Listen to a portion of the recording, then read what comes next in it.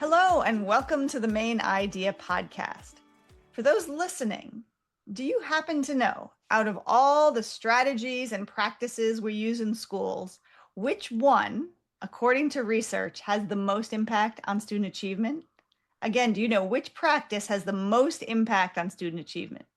Well, according to John Hattie's extensive research, that includes meta-analyses of over 130,000 studies involving over 400 million students, the very top influence on student achievement is, drumroll, collective teacher efficacy.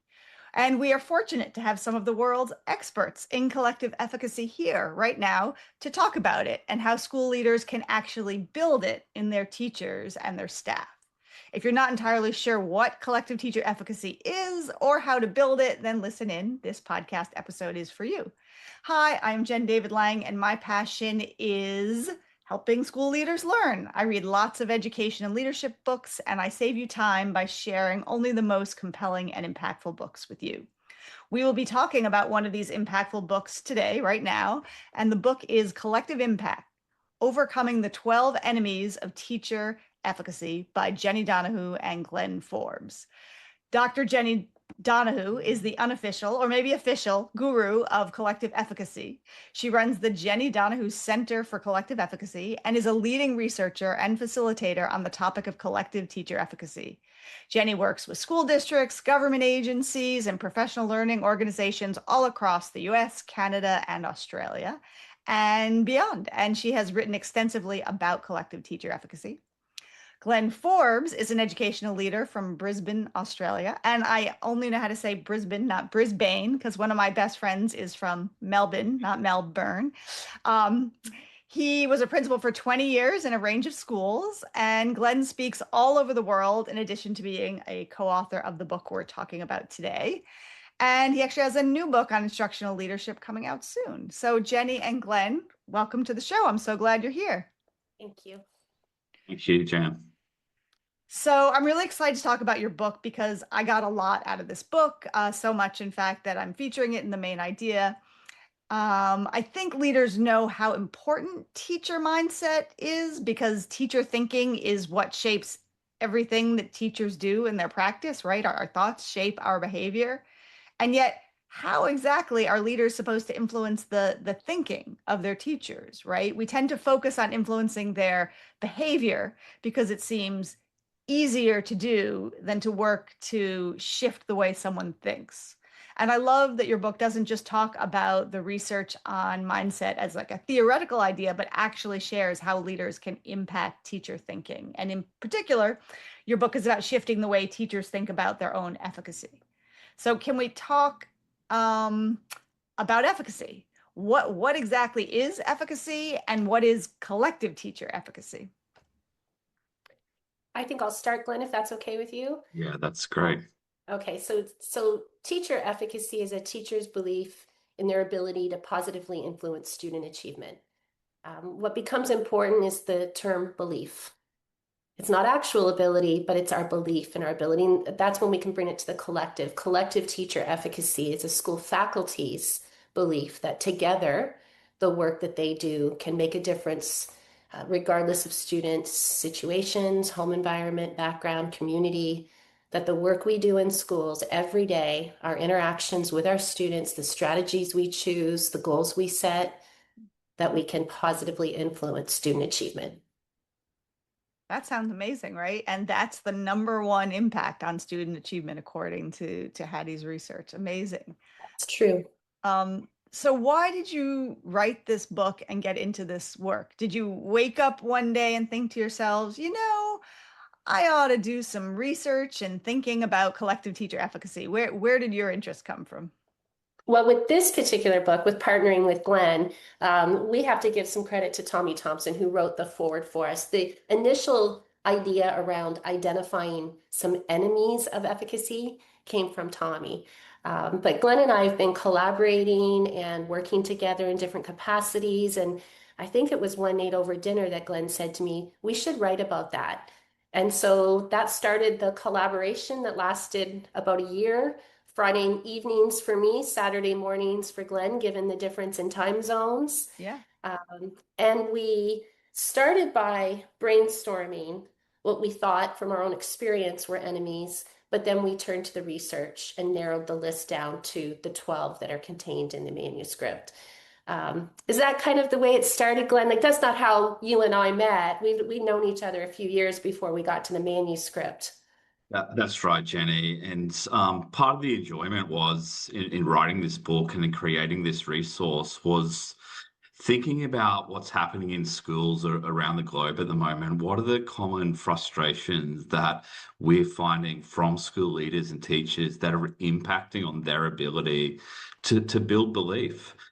And we had probably the most fun, Jenny, narrowing the list down from what was quite a long list of challenges that leaders face or frustrations that they might be feeling, down to what we saw in the research about the what ended up being the 12 enemies of efficacy, and as Tommy describes them, the dirty dozen in the Ford, the dirty dozen of issues or enemies that get in the road of building belief in schools and really truly achieving that sense of collective impact. So, Glenn, you told me before the podcast that you came across Jenni's work. So, did you personally, as a principal, experience the impact that it was having on your students when your teachers did not experience collective teacher efficacy? Totally. And yeah, you're right, Jen. I came across some of Jenny's writing, and that's how I first connected with Jenny. One of Jenny's papers was titled "When Teachers Believe, Students Achieve," and that, that those simple words just resonated so strongly. It spoke to the real power of belief. I was captivated by Jenny's book, Collective Efficacy, that she wrote, and then read more of Jenny's work and decided to reach out and connect and share, share how well she described the concept of collective efficacy and how important it is. That sense of belief, it's critical for contemporary education. Having that sense of belief in our kids and in our own ability to then improve on the outcomes for our kids. So it was a partnership that emerged from me reaching out to her after reading some of her work, and it's grown to becoming co-authors on this work now. Well, who wouldn't read? Was it a book or article with When Teachers Believe Students Achieve? I love it. Good rhyme. Yeah. That's amazing. All right, well, let's get into it. So, as you mentioned, your book covers these 12 enemies of teacher efficacy. I love it. The dirty dozen, or, the 12 things that get in the way of teacher collective efficacy or obstacles, right? So I imagine there's a lot that impedes a teacher's belief that, hey, yes, I can impact every student's ability to achieve. There's a lot of obstacles there, right? I mean, I was a teacher and I can list the times I didn't always believe that. So your book also includes 4 powers that leaders have to combat these obstacles. Very broadly, you talk about the power of persuasion, the power of positive emotions, the power of mastery experiences, and the power of vicarious experiences. So that's a lot. 4 powers, 12 enemies, and it's a lot of information. So I thought that we would narrow things on this podcast. And Jenni had once told me that the 3 enemies of collective teacher efficacy that come up the most often are blame, magnitude, and ambiguity. So I thought maybe we would go through each one and ask you to share, what does it look like in a school? How exactly does this impede collective teacher efficacy? And then what can a leader do to overcome this and help to build back the efficacy? So starting with blame, can you share what blame looks like in a school, or maybe, in your school, Glenn, if you had that experience? What does it look like in a school, and how is this getting in the way of collective teacher efficacy? Do you want me to take blame, Glenn, and then you could take magnitude? Are Yeah, you good you with you that? take the first one, Jenny. I Okay. think you'll do a great job with this one. Okay, and if you have anything to add, please just feel free to jump in. Jen, I want to come back to a couple things you said. We can't bypass beliefs, right? Like that's important because our beliefs drive our actions. It's, our efficacy beliefs impact how we think, feel, motivate ourselves, and behave.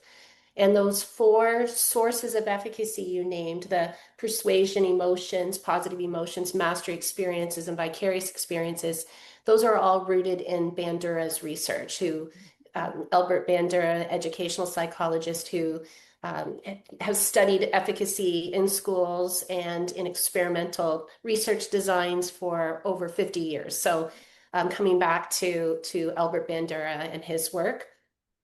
So we did divide the book into those four sources to ground it in the theory and research.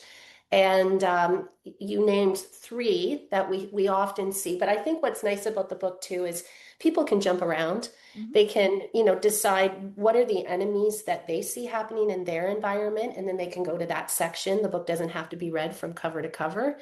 Mhm. But let's talk about blame. Blame in schools can be an enemy of efficacy. It's sometimes subtle. It doesn't always look like finger pointing, Mhm. but it shows up in the language that leaders and teachers use when students aren't achieving.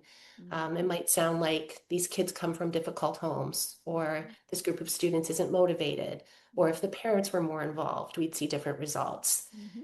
And on the surface, I think those statements can sound like empathy, but they're locating the problem outside the team's sphere of influence. Mhm.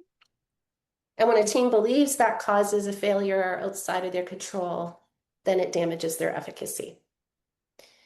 And I think sometimes we see, and I know I've had conversations with Glenn around this, where blame might show up in how teams respond to data when the results are disappointing and the conversation turns to what students didn't do or what families didn't provide or what last year's teachers didn't Mhm. teach. Mhm. That's blame operating as a cultural norm. And it, you know, it's a defense mechanism that sometimes protects the team from the discomfort of examining their own practice.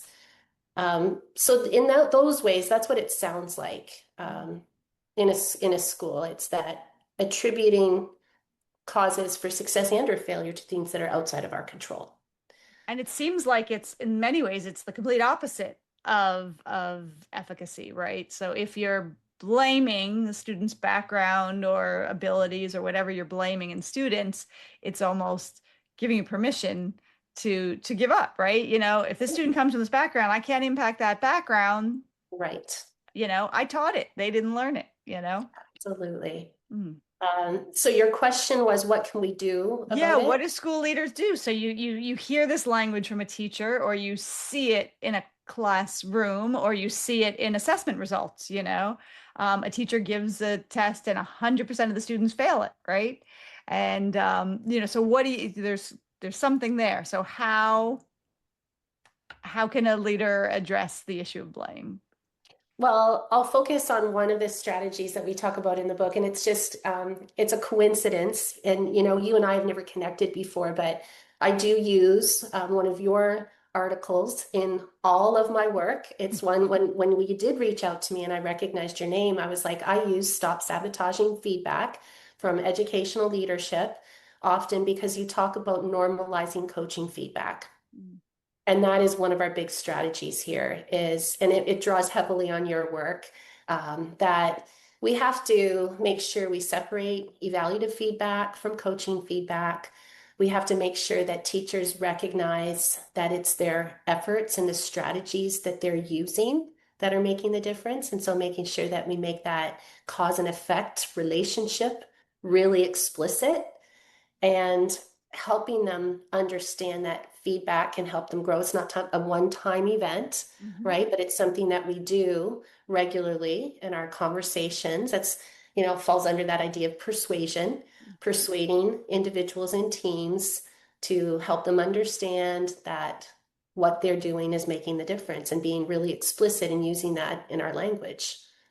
So if I'm a teacher who is on purpose or inadvertently blaming students, right? And you're a leader and you're normalizing this culture of feedback. The idea is that I haven't figured it all out and that you can give me some feedback that will help me make some changes so that will help me move my mindset from just it's all them, it's not me. Absolutely. And also you talk about, right, you're talking about connecting the teacher's actions to impact. And I Yes. have definitely seen when you give teachers feedback that connects what they're doing with how it's resulting, how it's impacting students right then and there. Because it's very easy to give feedback that says, you did this well, you did that well. But if I say, Glenn, because of the way you organized your small groups, I saw Juan speak up for the first time ever this year, and that's because of how you thoughtfully put together those groups. I am building his sense of efficacy by saying, look at this impact you have had. And so I love that idea of connecting the actions to the impact. Absolutely. The example you gave was spot on, and clear. And I think just coming back to that idea of imagine the teacher feeling then a sense of confidence because they're recognizing that they made even a small difference. And then if we do that in a group setting, then we also tap into the power of a vicarious experience because somebody else has seen that somebody has done it. We've made that cause effect relationship very explicit. And then we start to build collective efficacy that way as well. So the idea is that then there's this idea of together, we can make an impact, right? This is a 7th grade student on our team. And because of what Jen did in her class or Glenn did, somebody with the double N's in their name, because of what we did, we finally saw Juan move, in his speaking or his whatever he's doing. Yeah. Yeah. I think that collective piece is very interesting too, right? How do you build that sense that together we can achieve, if the team, you see the 4th grade team and sometimes team meetings can get into blaming students, right? And try to shift that culture into look at what you have done because the team did this, the students are doing that. Yeah, and if it worked for you in your classroom with one, maybe it'll work for me in my classroom with a particular student. And so we start to see, well, if they did it, then we can do it too. Or if she did it, then I can do it too. It's amazing, right? Just these small actions can actually change the way somebody is thinking about their Mhm. teaching. That's a great Absolutely. example. Okay, let's move to another enemy or obstacle of collective teacher efficacy, and that is magnitude. First of all, what is magnitude? When I first read that word in your book, I wasn't sure what you meant. What does magnitude look like in the school, in a school, and how does this impede collective teacher efficacy? I'll take this one, Jenny and Jen. Magnitude relates to the size of the challenge or the size of the task, and it damages efficacy when school teams or school leaders or teams of teachers um, have their belief impacted because the size of the challenge is too great or the size of the task is too large. And magnitude impacts efficacy in lots of ways, but one is that people then start to second guess themselves Mm, or feel that the job is too great, that they don't necessarily then put in the right amount of effort. mm, They impact their belief because they feel that the challenge is just too large. It's something that is beyond their current capability, and that impacts their belief. And we've through the book introduced a couple of ways.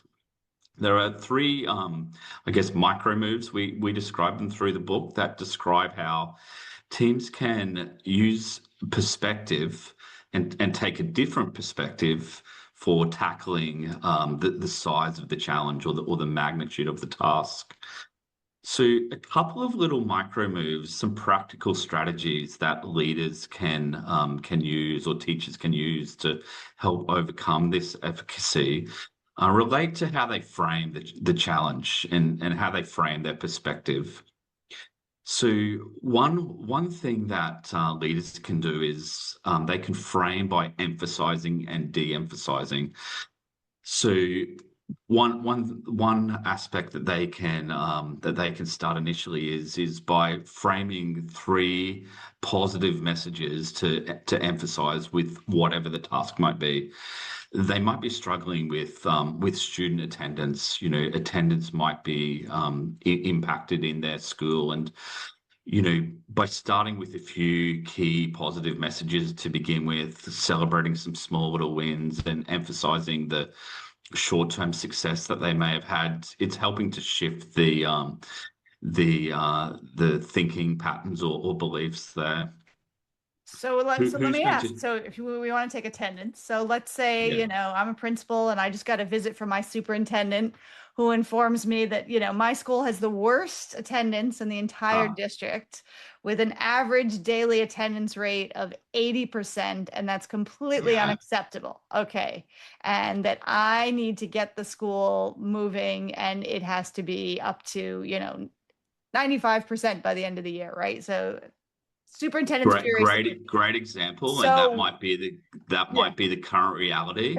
So where are the pockets of excellence Mm, that we can celebrate? mm, What are the positive messages that we can draw from that to I guess give some small sense of motivation? Well, where can we actually celebrate from a strengths-based perspective and build? mm, The magnitude of that challenge moving from 80% to 95% is huge. And huge. I'll tap into that to how we might break that down a little bit later on. Because it's a relevant challenge. Identifying three key positive messages to emphasize it's great. Who's going to share the messages? How and when will they be shared? And really, what do we then have to de-emphasize as well? And by creating perspective and opening up the conversation to different perspectives, we're able to, I guess, really as a team celebrate what we do need to positively share, but then also what we have to de-emphasize to keep that motivation levels or those motivation levels high. Another aspect using that exact example Yeah. is framing a different future.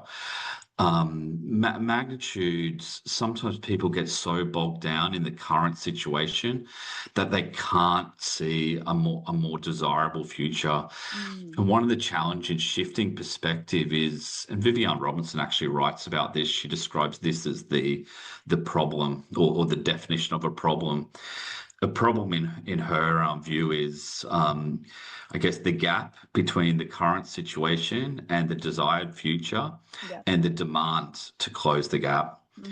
So, in that example of attendance, if attendance rates at 80%, the goal is the more desirable future at 95%. The problem becomes then the gap between 80% and 95 and the demand to close the gap. And I guess focusing on magnitude, sometimes people see that challenge and just go, "It's too great." Yeah. So we're just happy with where we're at because to shift that result, it's going to take a lot of work, Yeah. and it's going to take, I guess, a lot of belief that we actually can do it. Right, right. And so even though as a principal you might feel overwhelmed by that and turn around and your instinct is to dump that, maybe that'll motivate people how far we have to come. Really, you use the word motivation. We have to think about what it will take to motivate our teaching staff and our entire staff to get that attendance up. And so, to use some of the tools like reframing, like, okay, well, the superintendent often forgets that, we have a very transitory population. And actually, we already got the attendance up from 65%. Look, the positive, look at how far we've come. Yeah, And that's too big of totally. a leap. Let's try to aim for 85% in the next 2 months, or, to try to reframe it, make it smaller, So I think all of these tools that you're suggesting are useful in how we're going to present this problem to the teachers and how we want them to think about it or shift their thinking. Otherwise, they'll sink back into blame, as we just talked Absolutely, about. Yeah. absolutely, Jen. And I can tell you've read the book. You've clearly done your homework. The next strategy was framing the challenge into smaller pieces. Yeah. How do we break down, how do we break down the size of the challenge into smaller parts that we can tackle progressively and build those small wins in? What are the smaller steps that we can identify to break that challenge down into more manageable pieces, where we can then celebrate the small wins and build our build our momentum.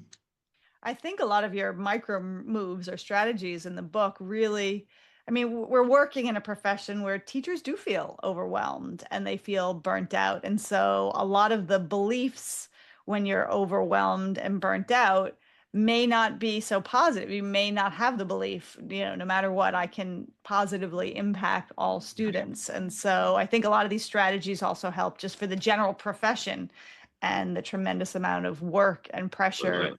that educators put on themselves. That's what Um, Glenn and I thought. After we wrote the book and we looked at the micro moves, we said, these are important micro moves just for leadership in general. And the bonus is that they are, we can ground them in yep. building collective efficacy as well. Yeah. Okay, so I'll pick the third and last out of your 12 enemies. So you talk about ambiguity being an obstacle to collective teacher efficacy. So we definitely hear teachers complain a lot about ambiguity. So can you share what it is, what that looks like in a school, and how this is impeding collective teacher efficacy? Yeah, we had fun writing that chapter together.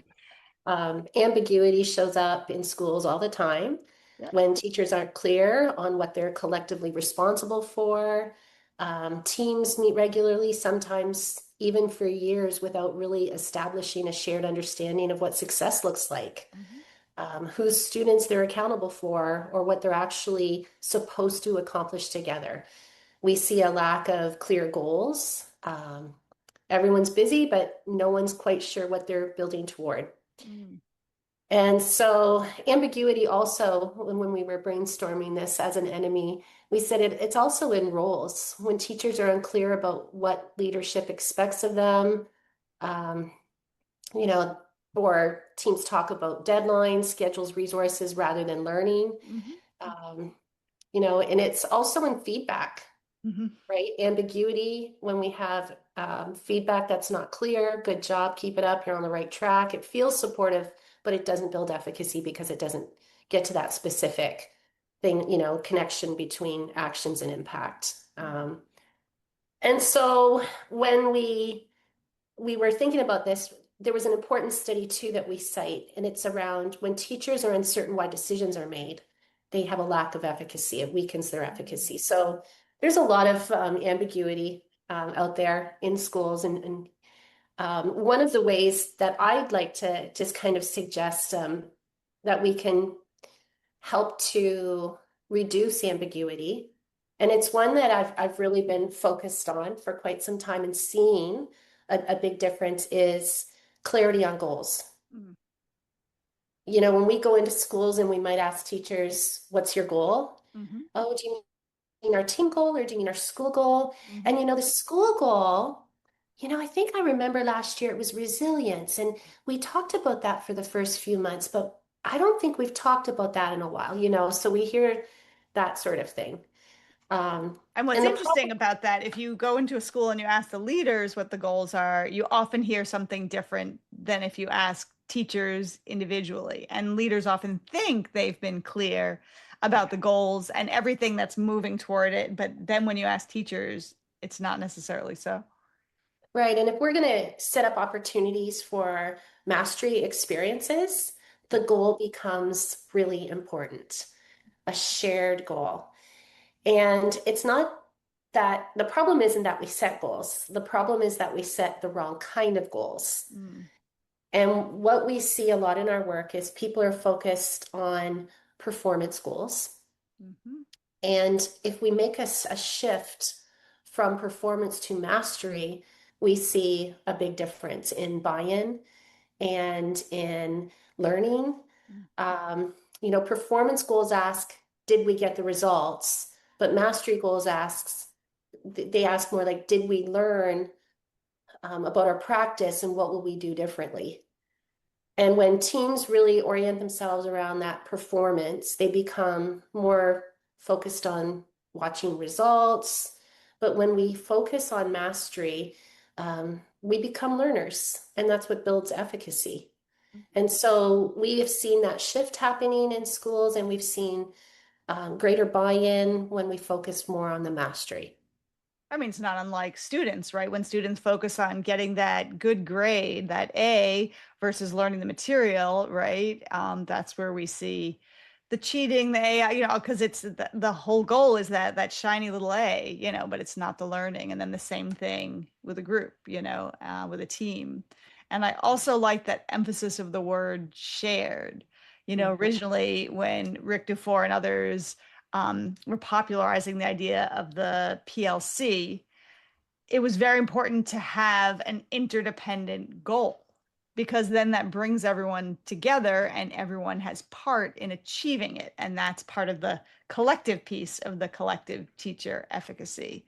So, if you do go into a team, it'd be interesting to ask each of the teachers, what is your shared goal as a team, and see, is everybody on the same page? And then have you as a leader been really emphasizing that need for teams to come up with a shared goal? And now we're hearing a shared goal around, mastery, so they can really feel they're working together and going in the right direction. And you hit on another key with the word interdependence. Mm-hmm. There's a meta-analysis that shows the relationship between efficacy and performance is maximized the more interdependent team members are. And one way to get to interdependence is through goals, interdependent goals. And so the leadership move could be look at the goals that are currently driving your collaborative teams. And if they're written around outcomes like test scores, proficiency rates, growth targets, that's not a mastery goal. That's more of an accountability metric. But the shift isn't about abandoning results, and we're not saying do away with performance goals. That's not the message. But when the mastery goal is met, the performance goal will take care of itself. Yes, yes. No, interdependence Would is I very. would add, Jenny, one way of reducing ambiguity is through building consensus. And a practical way for teachers to do that, or teachers and their leaders, is by having student work at the table and analyzing that work together. It's a really powerful, practical way of putting the emphasis on the work sample, on the learning, on the growth, and the rich dialogue and the rich discussion framed positively around the progress that the student's making is a great way of building that shared level of understanding about the elements of the assessment rubric or the marking guide that we use, the evidence in the students' work, that the lessons that the teachers had taught as part of the teaching and learning sequence is starting to pay off. It's such a great way of building a really clear shared understanding and sense of consensus around what high quality learning looks like, represented through a student's piece of work, and a great way of building consensus as a team. And teachers leaving those planning meetings or those meetings where they've had that experience, where they're talking about kids' progress, start to recapture that joy that they really entered the profession for, when they can really celebrate the great work that the kids are doing. And the shared language that they use then spreads across grade levels and across their team. It's a great way of helping to reduce that ambiguity Yeah, Glenn, as an enemy.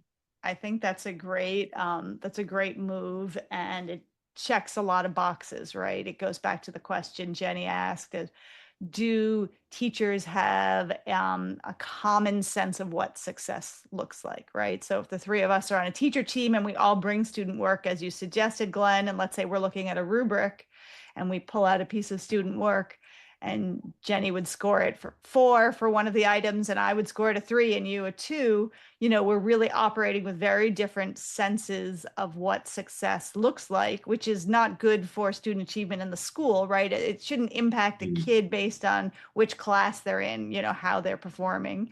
So, and then those conversations get us to better understand what success is. So then we are better able to teach it. So we're actually building our efficacy, and then we're each sharing our experiences. So that's that vicarious experience from each other. And so it's building our skills, and then we're working together with this shared understanding. So it seems like it's building on many levels. So that is a great exercise if your teacher teams are not already looking at student work and coming to consensus about what success looks like. That's a lot. There's many more in the book, many more obstacles and also strategies and micro moves that leaders can take. So I encourage you to look at the book for more. But I want to just leave and end with a few brief main ideas so that listeners can take away something quick and concrete. So I'd love to ask you all to share, what's the main idea of your book? What's a starter or a simple action that a leader can take to begin to build collective teacher efficacy, and then a resource for this topic. So starting with the main idea of your book, Jenni, can you tell it to us in a nutshell? Sure. So in our book, Collective Impact, and I'm so glad that you've enjoyed it, Jen. I really appreciate that. We have the 12 enemies, the barriers that quietly erode teachers' collective belief in their ability to make a difference. They fall under those 4 sources that Bandura had identified as the things that influence our efficacy judgments. And I think the good news is that none of the enemies really require massive intervention to address. We have micro moves available at every turn, and the book is essentially like a practical guide of what gets in the way, and here's what you can do about it. Great. Thank you, Jenni. Wonderful. Well said. And Glenn, maybe you would share a simple action a leader can take to start building collective teacher efficacy. Yeah, absolutely. The micro move one of the micro moves we introduced in the book is about leveraging the power of the narrative, and it's so important. And one thing that a school leader can control, they can control the narrative in the school. And a simple activity is for a team that you can do right now is in 100 words or less, describe the collective efficacy narrative for your school. What levels of belief do you have? Be clear and succinct, and answer that type of question. How would you grow the collective efficacy in the school? What obstacles would you need to overcome? And how do people see themselves within that narrative? What part do they play in building that sense of collective efficacy in their context? So the 100-word, you're asking a team to do this, or you're asking the leader to do this? I'm sorry, I was a little unclear. I would do both the team and the leader. Like, what are the things that we are doing well? What are the things that we're doing already that builds our efficacy levels? What are the things that we need to celebrate and really call out and elevate that we can capture to get that positive momentum going? Okay, thank you. I love it. I love an exercise in 100 words or less. That's up my alley. Okay, and Jenni, one other resource for our listeners who want to learn more? So I've been thinking about this because I knew the question was coming, and I spent some time this afternoon reviewing some research. There's a lot of research that demonstrates the different types of principal, practices that influence collective teacher efficacy. And there's a strong link between instructional leadership and collective teacher efficacy as opposed to more transformational leadership. And so, Glenn, your book would be, honestly, I was thinking if I were wanting to know more, I would look to your next book. And so it's coming out next month. Right? It came out yesterday, actually. Oh no, I missed it. I should have Congratulations. congratulated you. Which was great. And yeah, Jenni, it is about instructional leadership and the practices that schools and school systems can use to develop instructional leaders. Speaking of instructional leadership, Jen, I noticed on your LinkedIn page you had a quote from Douglas Reeves. about where he sees so many school leaders becoming so proud of their role as fixers that they never fulfill their true role as instructional leaders. And that quote resonated with me from your LinkedIn page. I think I sent you a message to ask which book that had come from. I hadn't come across that before, and I think that's important. School leaders seeing themselves as leaders of teaching and learning, and coming back to the joy of the job, the joy of making a difference to our students' learning is so positive and so rewarding, and elevating beyond the role of just fixing a school, being the turnaround expert, to being a true instructional leader, leading teaching and learning was a great reminder from the Douglas Reeves work. Good. I'm glad that was helpful. Yeah, I think, we can all get a little addicted to those quick fixes. They're so satisfying. I was going to end by asking how people can learn more about you and your work. So maybe, Glenn, we could start with you, and you didn't tell us the name of your new book. So maybe tell us the name of the book and where people can learn more about you and your work. Thank you. Yeah, thanks, Jen. It's called Instructional Leadership: 15 High Impact Practices to Develop Instructional Leaders. It presents essentially a framework. There's 5 components of the framework, and then 3 high impact practices for each of the components. I think Jenny just dropped the link into the chat there. So thank you for that, Jenny. I'll put it in the show notes. Okay, great. And Jenny, how about you? If people want to learn more about you or your work, where can they go? They could go to jennidonohoo.com. Mm-hmm. It's under construction right now. I've got somebody working on the website, but most of the parts are there. But I'm in the process of building up a resource section that I'll have populated, including some of those studies that I just referred to about the impact of instructional leadership on collective teacher efficacy. So jennidonohoo.com. Great. Wonderful. I know listeners of this podcast like to learn and read, so they'll appreciate that. I will put a link. Well, thank you, Jenny and Glenn. Thank you so much for taking the time to join me today. The ideas in your book are really powerful, so I hope listeners will think about these ideas, dive further into your book, and share them with others. And note for subscribers of The Main Idea, I'll have a summary of their book available for you.